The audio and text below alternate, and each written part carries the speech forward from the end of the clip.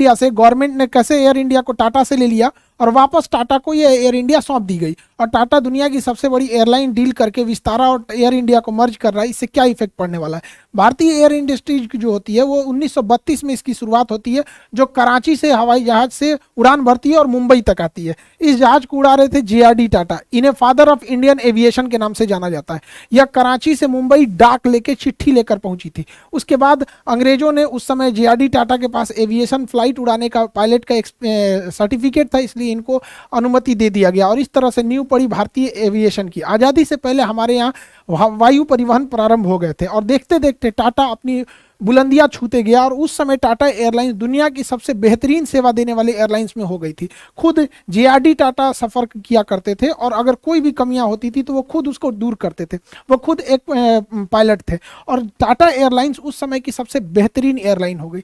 लेकिन जैसे देश आज़ाद हुआ उस समय सरकार प्राइवेट चीज़ों को अपने हाथ में लेना चाहते थे, क्योंकि जैसे ब्रिटिश ईस्ट इंडिया कंपनी एक प्राइवेट कंपनी बन के आई थी, तो नेहरू को जो उस समय थे प्रधानमंत्री, उनको ऐसा लगता था कि नहीं, हमें बहुत सारी चीज़ों को अंडरटेकिंग रख लेना चाहिए। इसी कड़ी में उन्होंने एयर इंडिया को एक्वायर कर लिया, राष्ट्रीयकरण कर दिया, जिसका नाम हो गया नेशनलाइजेशन। नेशनलाइजेशन 2 चरण में हुआ एयर इंडिया का। सबसे पहले 1947 जैसे देश आज़ाद हुआ 49%, उसके बाद 1953 में 100% एक्विजिशन हो गया गवर्नमेंट से। देखिए, जब किसी चीज़ को गवर्नमेंट खरीद लेती है तो उसे राष्ट्रीयकरण कहते हैं, क्योंकि गवर्नमेंट के पास अपना पैसा नहीं होता है, राष्ट्र का पैसा होता है, नेशन वेल्थ होता है उसके पास।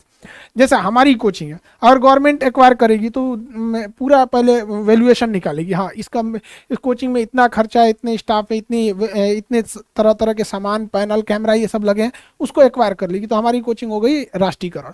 तो गवर्नमेंट जब किसी प्राइवेट चीज़ों को उसका पैसा दे देती है कि लो भैया इतना तुम्हारा वैल्यूएशन हुआ और ये कंपनी हमें दे दो, तो वो चीज़ें हो जाती हैं राष्ट्रीयकरण। सरकार ने बैंकों का भी राष्ट्रीयकरण किया था, एयर इंडिया का भी राष्ट्रीयकरण हो गया।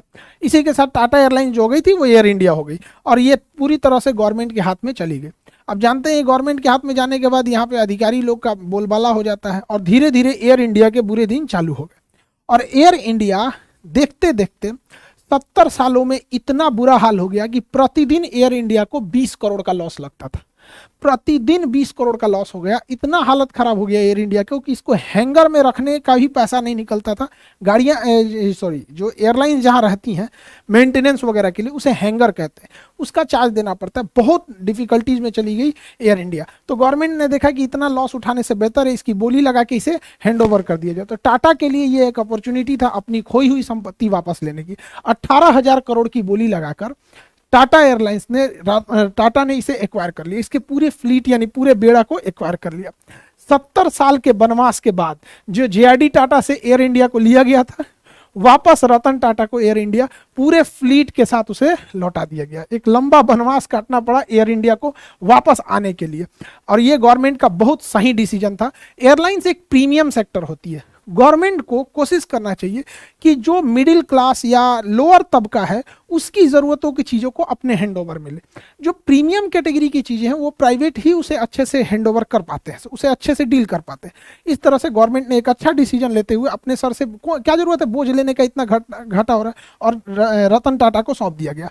अब जैसे Tata airlines air India Tata के हाथों में आती है, अब इसको पुनः रिफॉर्म करने की तैयारी शुरू हो जाती है। और इसी क्रम में दुनिया के एविएशन की हिस्ट्री में सबसे बड़े एयरक्राफ्ट का ऑर्डर प्लेस किया जाता है 470 जहाज़ों का। हालांकि इससे पहले अमेरिकन एयरलाइन ने 450 जहाज़ों का ऑर्डर एक बार में दिया था 2011 में, लेकिन 2023 में 470 विमान का दिया गया। लगभग 80 से 100 बिलियन डॉलर की ये डील है। इस डील में 2 कंपनियों के पास ये डील जा रही है। पूरी दुनिया में 2 कंपनी सबसे ज़्यादा एयरक्राफ्ट बनाती है कॉमर्शियल सेक्टर में, एक बोइंग बनाती है, दूसरा एयरबस बनाती है। इन 470 विमानों में से 220 विमान बोइंग को ऑर्डर किए गए हैं और 250 विमान एयरबस को ऑर्डर किए गए हैं। यानी यह बाजी एयरबस के पलड़े में भारी है थोड़ा सा। देखिए, बोइंग के जहाज़ों को जितना देखेंगे उसकी नंबर सीरीज 7 से स्टार्ट होगी, 737, 747, 777, 787। जब भी इस कोड का दिखेगा तो वो जहाज समझिएगा बोइंग का है। और एयरबस की जहाजें ए से शुरू होती हैं, 3 से स्टार्ट, A3 19, 20, 21, A3 350, A3 80। सबसे बड़ी जहाज है ये A380, ये अभी तक का मतलब कॉमर्शियल लेवल का, जिसमें पैसेंजर को ले जाया जाता है। तो एयरबस की शुरुआत A390, 20, 21 ऐसे होती है बोइंग की इस टाइप से होती है। और भी बहुत सारे डिफरेंसेज हैं इन दोनों जहाज़ों में। अंतर देखने के लिए अगर देखेंगे तो ये ज़्यादा एरोडायनामिक है, इसका थूथूर ज़्यादा ऐसे निकला होता है, जबकि एयरबस का थोड़ा सा गोल टाइप का निकला होता है। और भी कई अंतर होते हैं। इसके जो इंजन होते हैं वो ज़मीन से काफ़ी करीब होते हैं बोइंग के, जबकि एयरबस के इंजन ज़मीन से ज़्यादा ऊंचाई पर फिट किए जाते हैं। और भी इसका देखेंगे, इसका जो लास्ट का ये जो विंडो होता है वो इस शेप में होता है, जबकि एयरबस का एक सिम कार्ड के इसमें होता है। ये एक कॉस्मेटिक चेंजिंग है जिसे आप बाहर से देख के बता सकते हैं जहाज बोइंग का है कि एयरबस का। इंजन नीचे थुथुर निकला हुआ बोइंग का, गोल टाइप का है तो एयरबस का है। इन दोनों में सबसे फेमस जो है वो बोइंग में है 737। दुनिया में सबसे ज़्यादा बेचा गया तो 737। ये छोटे से रनवे पे उतर सकता है, 180 से 200 की कैपेसिटी होती है। और एयरबस में A320, ये भी छोटे रनवे पे भी उतर सकता है, छोटे जहाज, छोटे बड़े किसी भी रनवे पे। और इसकी भी कैपेसिटी 180 से 200 पैसेंजर की बीच की होती है। तो ये सबसे ज़्यादा फेमस है दुनिया में। अभी देखिएगा बोइंग की पहचान चौकीला, इसे चौक निकला रहता है इसका थुथुर, और इसका क्या रहता है गोल। एक और चीज होता है, इसके जो नोज व्हील के पास कवर बड़ा नहीं रहता है, इसके नोज व्हील के पास ये बड़ा सा कवर होता है। तो कुछ चीजें हैं कॉस्मेटिक जिसमें आप देख सकते हैं। अभी इन्हीं दोनों को ऑर्डर किया गया है, बोइंग और एयरबस को। इनके मैन्युफैक्चरिंग में 10 से 12 साल का लगेगा। ऐसा नहीं है कि अभी टाटा ने ऑर्डर किया अगले दिन से बन के आ जाएगा। पापड़ नहीं छानना है, जहाज बनना है। इसके इंजन कहीं और बनते हैं, पार्ट पुर्जे कहीं और बनते हैं यहाँ पे, तो इसको काफी मेहनत होगा। Rolls Royce engine, mainly Rolls Royce engine बनाती है। इंजन के मैन्युफैक्चरिंग में रोल्स रॉय का एक दबदबा है। रोल्स रॉय कंपनी ब्रिटेन की है, वहाँ से इंजन होगा, वहाँ के लोगों को रोजगार मिलेगा। एयरबस फ्रांस की कंपनी है, वहाँ पे एयरबस बनेगी, वहाँ के लोगों को रोजगार मिलेगा। बोइंग यूएस की कंपनी है, वहाँ पे रोजगार मिलेगा।